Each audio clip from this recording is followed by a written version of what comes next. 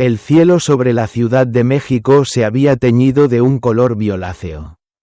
Una herida abierta en el horizonte que presagiaba el fin de una era. Las nubes, densas y cargadas de una electricidad estática que erizaba la piel, se agolpaban sobre la aguja de cristal de la Torre Valerius. Dentro del penthouse, el silencio era tan pesado que podía sentirse en los pulmones. Un vacío absoluto que solo precede a las catástrofes más devastadoras. Elena Valerius, la mujer que había sido apodada por la prensa financiera como la Dama de Hierro del Pacífico, permanecía de pie frente al ventanal de piso a techo, observando cómo las luces de la metrópoli comenzaban a parpadear como estrellas moribundas. Llevaba un vestido de seda roja carmesí, una pieza de alta costura que se ajustaba a su figura con la precisión de una armadura. Ese vestido había sido elegido para celebrar su compromiso, para marcar la unión no solo de dos personas, sino de dos de las fortunas más grandes del país, pero bajo la luz mortecina de las arañas de cristal de Murano. El rojo de la seda no evocaba amor, sino la sangre de una herida que empezaba a supurar. El silencio te sienta bien, Elena. La voz de Ricardo rompió el aire como un látigo de terciopelo. Elena no se movió. Podía ver el reflejo de Ricardo en el cristal. Estaba sentado en el sillón de cuero que perteneció al padre de ella, con las piernas cruzadas con una arrogancia que nunca antes se había atrevido a mostrar.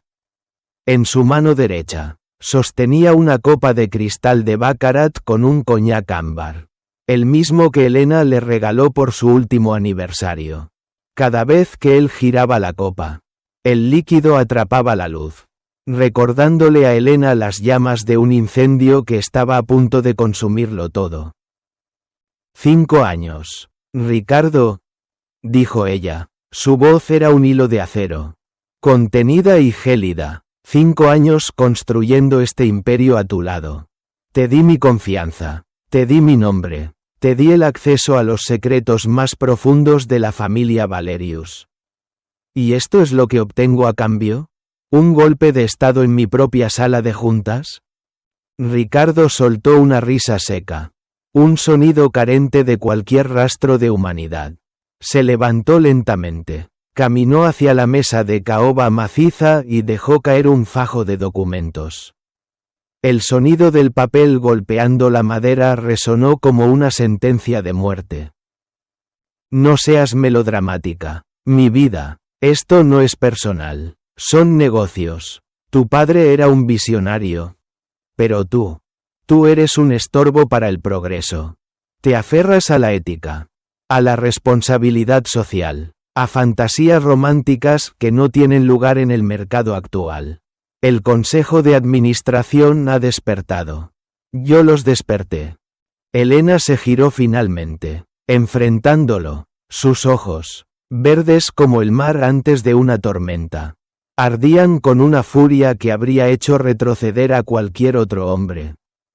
Pero Ricardo solo sonrió, una mueca de triunfo que estiraba sus facciones atractivas hasta convertirlas en algo monstruoso. ¿El consejo?, preguntó ella con desprecio. Hablas de hombres a los que alimenté. Hombres cuyas deudas pagué cuando estaban a punto de quebrar. ¿Dónde están ahora? ¿Por qué no dan la cara?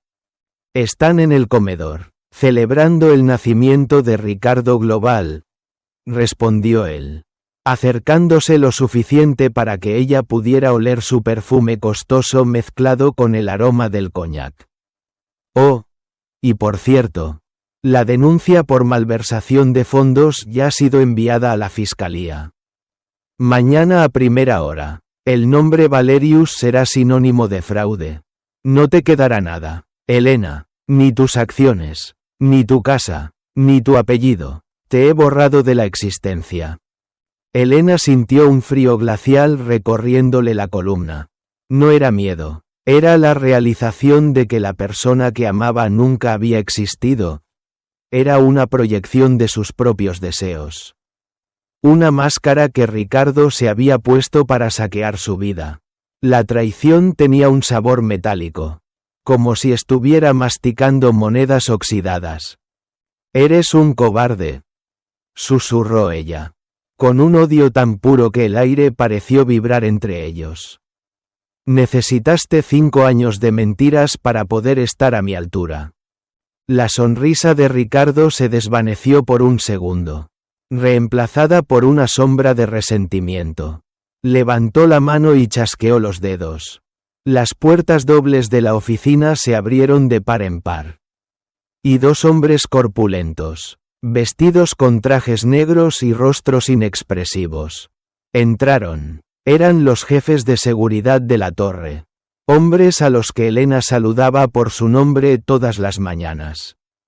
Ahora, la miraban como si fuera una intrusa. Una criminal. «Saquen a esta mujer de mi edificio», ordenó Ricardo, dándole la espalda y volviendo a mirar la ciudad. «Y asegúrense de que no se lleve nada. Ni siquiera su orgullo». Lo que siguió fue una pesadilla borrosa. Elena sintió las manos rudas de los guardias sujetando sus brazos, tirando de ella con una fuerza que buscaba humillarla. Fue arrastrada por el pasillo de mármol, pasando frente a las fotografías de sus ancestros, aquellos hombres y mujeres que habían forjado el destino del país. Sus miradas pintadas en óleo parecían juzgarla mientras descendía en el ascensor privado. Despojada de su dignidad, escoltada como un desecho. Cuando las puertas del lobby se abrieron, la lluvia ya caía en cortinas pesadas, golpeando el pavimento con un fragor ensordecedor. Los guardias la empujaron hacia la calle. Elena tropezó, sus tacones finos se doblaron en el asfalto mojado y cayó de rodillas. El impacto contra el suelo le arrancó un gemido de dolor. Pero fue el contacto del agua helada contra su piel lo que la devolvió a la realidad. Se quedó allí, en el suelo, mientras la puerta de cristal blindado de la Torre Valerius se cerraba con un chasquido metálico definitivo. Su vestido rojo, símbolo de su poder, estaba ahora empapado y sucio de barro. El agua corría por su rostro, borrando su maquillaje. Pero sus ojos permanecían fijos en la cúspide de la torre, donde la oficina de Ricardo brillaba como una corona de oro robada. La lluvia de la Ciudad de México es implacable. Se cuela por los huesos y limpia las ilusiones. Elena presionó sus palmas contra el asfalto, sintiendo la vibración de la ciudad bajo ella. En ese momento, el dolor se transformó. Ya no era una víctima. La tristeza se evaporó para dejar paso a un vacío absoluto. Un espacio donde solo podía crecer la venganza. «Disfruta tu trono de arena, Ricardo», dijo para sí misma. Su voz apenas un susurro que se perdió en el trueno. «Me has enviado al exilio creyendo que el polvo me consumiría. Pero olvidaste que las leonas no mueren en la selva. Solo aprenden a cazar en la sombra».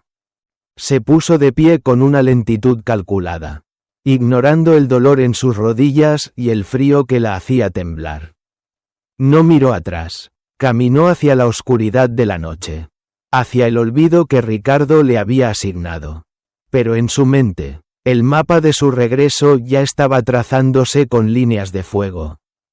5 años. Ella le daría 5 años para que se sintiera seguro, para que construyera su torre más alta. Y luego, ella regresaría para derribarla, ladrillo por ladrillo, hasta que no quedara ni el recuerdo de su nombre. El exilio en Sonora la esperaba. Un desierto tan árido como su corazón. Pero Elena Valerius sabía que el fuego más intenso es el que nace del frío más absoluto. La guerra no había terminado. Apenas estaba comenzando el prólogo de su destrucción. El desierto de Sonora no perdona a los débiles. Es un océano de arena y sol donde el tiempo parece detenerse bajo un calor que dobla el aire y quema los pulmones.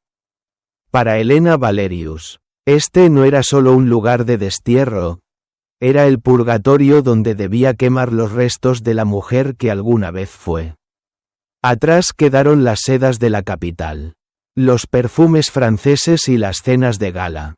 Ahora, el olor a tierra seca, pólvora y sudor era su única compañía. Se instaló en una vieja hacienda en ruinas a las afueras de Hermosillo.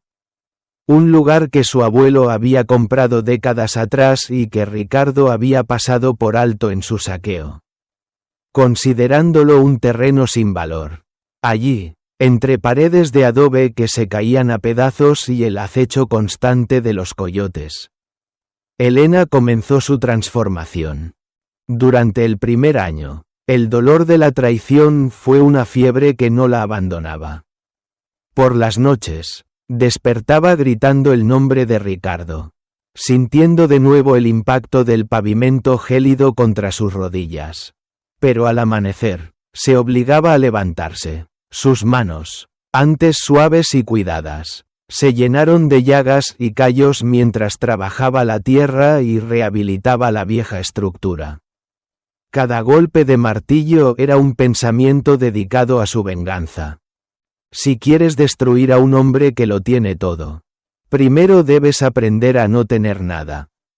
Se repetía a sí misma frente a un espejo roto que devolvía la imagen de una mujer desconocida, más delgada, con la piel bronceada por el sol implacable y una mirada que ya no reflejaba esperanza, sino un frío cálculo.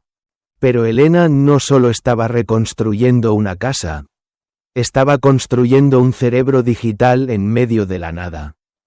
Gracias a una conexión satelital clandestina y a un equipo de servidores ocultos en el sótano de la hacienda, Elena comenzó a infiltrarse en el mundo que la había expulsado. Bajo el seudónimo de La Sombra, empezó a operar en los mercados financieros internacionales.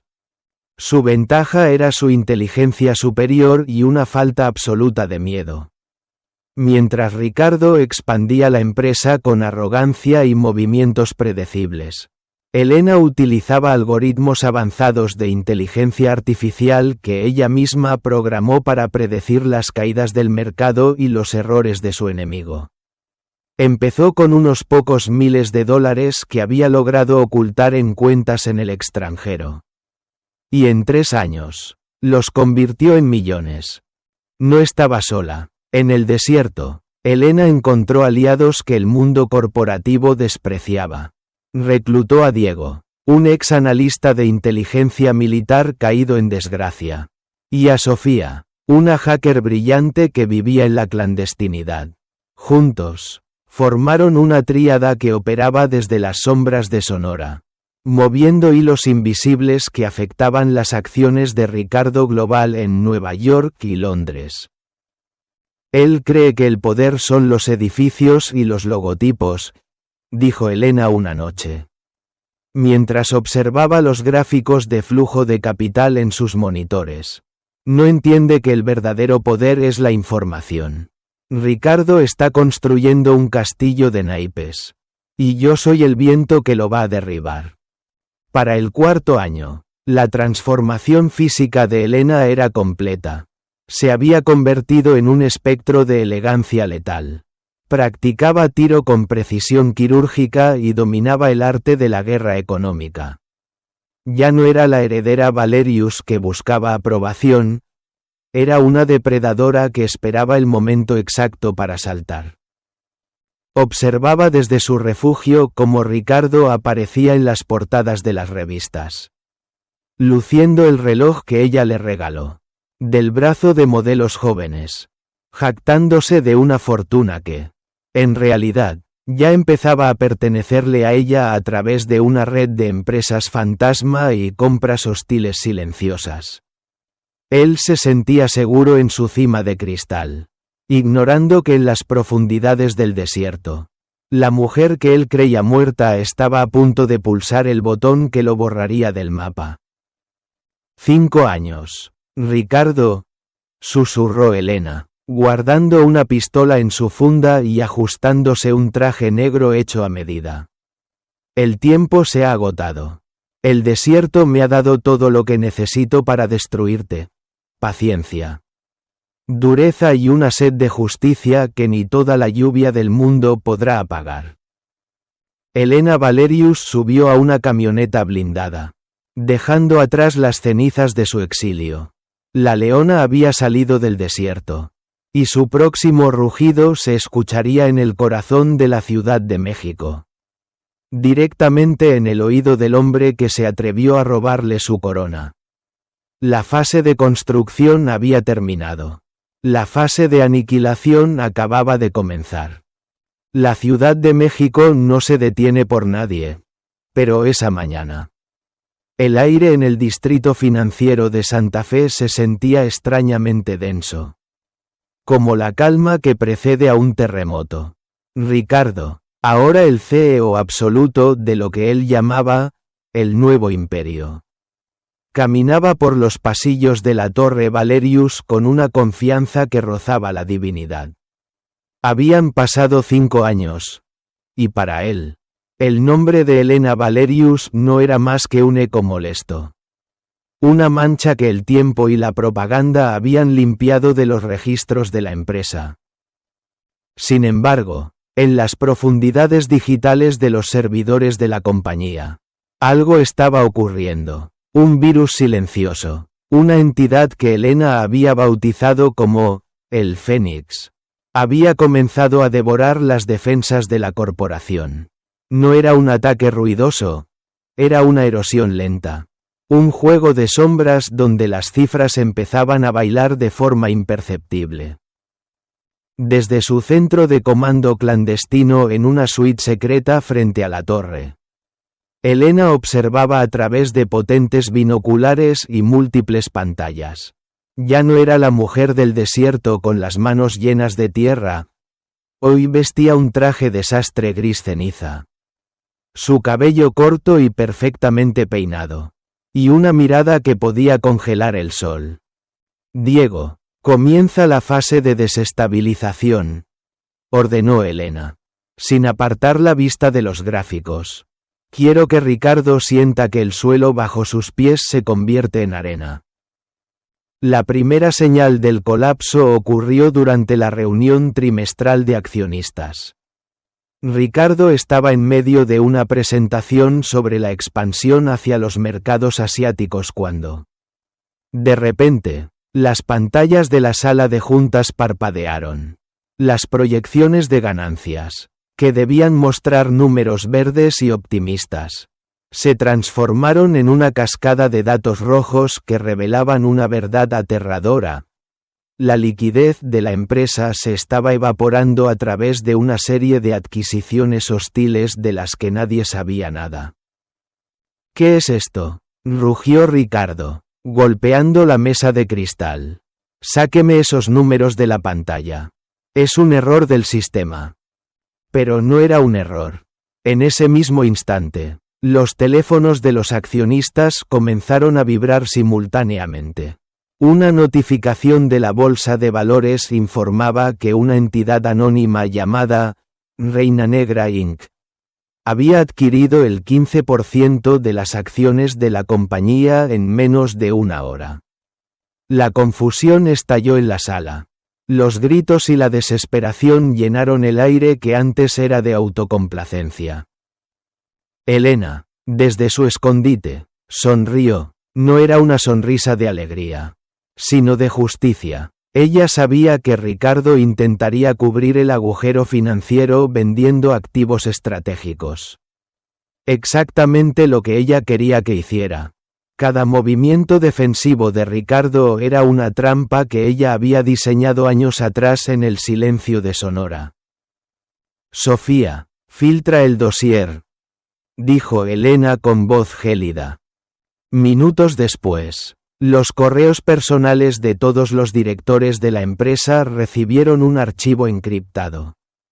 En él, no solo estaban las pruebas de la malversación de fondos que Ricardo cometió para destituir a Helena hace 5 años, sino también sus acuerdos secretos con cárteles inmobiliarios y sus paraísos fiscales en las Islas Caimán.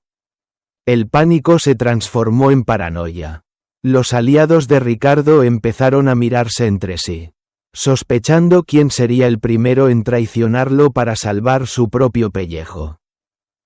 Mientras tanto, Elena bajó al lobby de la torre. Se puso sus gafas de sol y caminó entre la multitud de empleados que corrían de un lado a otro en medio del caos. Se detuvo un momento frente a la fuente de la entrada, la misma donde había sido humillada 5 años atrás. Metió la mano en el agua y sacó una pequeña moneda que alguien había lanzado para pedir un deseo. «Tu deseo se ha acabado, Ricardo», susurró para sí misma. El clímax de la mañana llegó cuando Ricardo, escoltado por sus guardias personales, bajó al lobby intentando escapar de los periodistas que ya empezaban a rodear la entrada. Fue entonces cuando sus ojos se encontraron con una figura entre la multitud.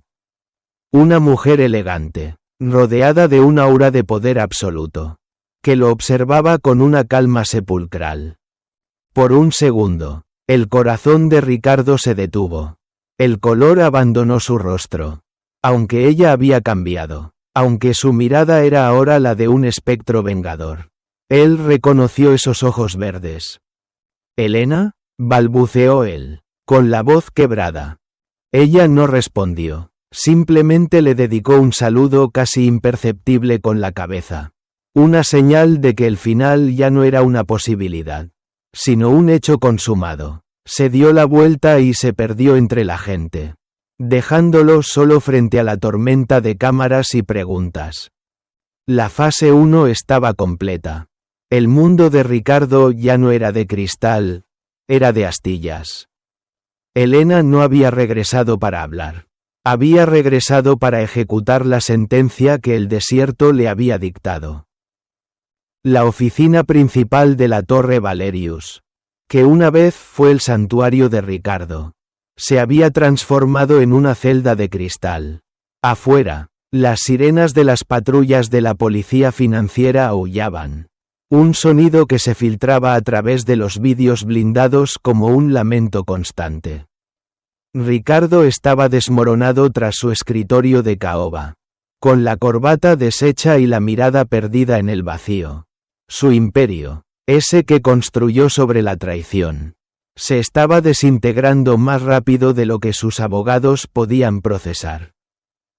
«No puede ser ella», gritó Ricardo al aire, lanzando un cenicero de cristal contra la pared. «Elena está muerta. Yo la destruí». Los muertos tienen la mala costumbre de no quedarse enterrados cuando hay asuntos pendientes. «Ricardo». La voz llegó desde la penumbra de la entrada. Ricardo se sobresaltó tanto que casi cae de su silla. Elena Valerius entró en la habitación con la parsimonia de una pantera que ha acorralado a su presa. No iba sola. Detrás de ella, un equipo de abogados internacionales y auditores de la Comisión de Valores portaban maletines que contenían la sentencia de muerte de la carrera de Ricardo. Elena se detuvo justo frente al escritorio. Se quitó los guantes de piel negra con una lentitud exasperante, manteniendo sus ojos fijos en los de él. Ya no había rastro de la mujer herida que lloraba bajo la lluvia. Frente a Ricardo estaba una soberana absoluta. 5 años. «Ricardo», dijo ella. Su voz era un susurro gélido que cortaba el aire. «Te di 5 años para que cuidaras de mi legado. Pero lo único que hiciste fue convertir la integridad de mi padre en un nido de ratas y fraudes». «¿Cómo lo hiciste?», balbuceó Ricardo. Su voz temblaba de una mezcla de odio y terror. «¿De dónde sacaste el dinero para comprar el 51% de las acciones? Nadie tiene ese capital en efectivo». Elena se inclinó sobre el escritorio, invadiendo el espacio personal de Ricardo. El aroma de su perfume, una mezcla de sándalo y especias del desierto, lo golpeó como un recuerdo doloroso. «Mientras tú gastabas el dinero de la empresa en yates y amantes, yo estaba en Sonora operando en los mercados de futuros bajo el nombre de un fantasma», explicó ella con una sonrisa gélida.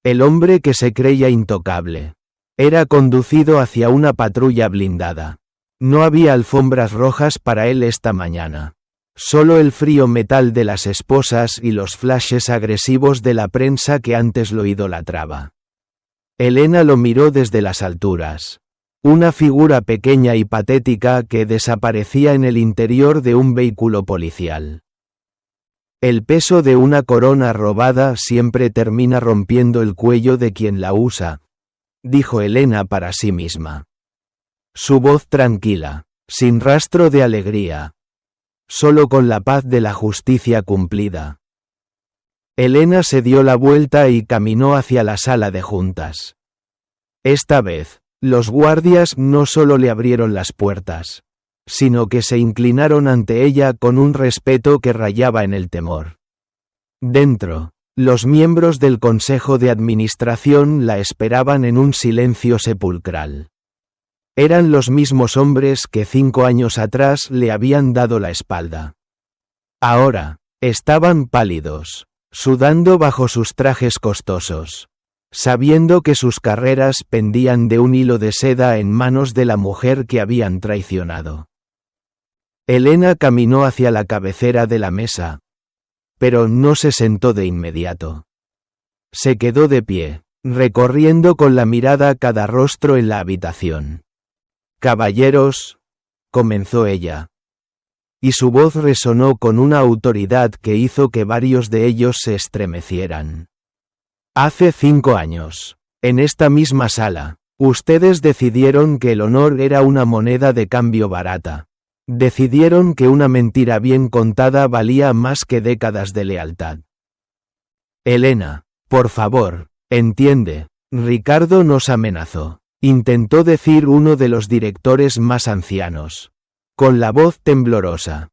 Elena levantó una mano, y el hombre se cayó al instante. «No me interesan sus excusas. El desierto me enseñó que en la supervivencia no hay lugar para las justificaciones. Solo para los resultados. Y el resultado es este. Yo soy la dueña del 51% de las acciones. Yo soy la dueña de sus contratos. Y a partir de este segundo, todos ustedes están despedidos». Un murmullo de pánico recorrió la sala. Pero Elena no se inmutó. Sus reemplazos ya están en camino. Personas que saben que un imperio se construye con integridad, no con puñaladas por la espalda. Tienen 10 minutos para recoger sus pertenencias.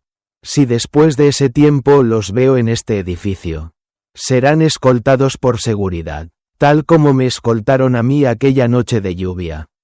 Elena se sentó finalmente en la silla presidencial. El poder no se sentía como ella recordaba. Ya no era un peso. Era una herramienta. En las pantallas de la sala, el logotipo de la empresa cambió. Ya no era Ricardo Global. Un nuevo emblema apareció. Una fénix estilizada surgiendo de las cenizas.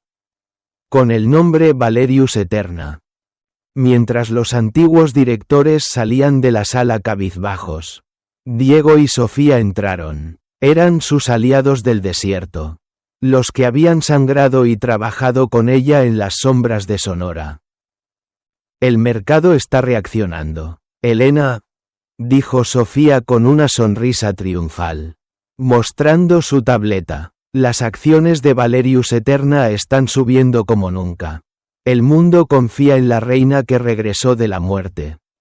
Elena asintió suavemente. Miró el retrato de su padre que volvía a colgar en la pared principal. La justicia no era solo destruir al enemigo, sino reconstruir lo que era justo. «Sofía, Diego, bienvenidos a casa», dijo Elena. Y por primera vez en 5 años. Una sonrisa auténtica y cálida iluminó su rostro. El exilio terminó. Ahora, vamos a enseñarle al mundo cómo se gobierna un imperio de verdad. La última escena del vídeo muestra a Elena caminando hacia el ventanal una vez más. La cámara se aleja lentamente, mostrando la inmensidad de la Ciudad de México bajo sus pies. Ella ya no es la heredera traicionada, ni la fugitiva del desierto. Es la arquitecta de su propio destino. El juego de sombras ha terminado. Y bajo el sol de la justicia, Helena Valerius vuelve a reinar.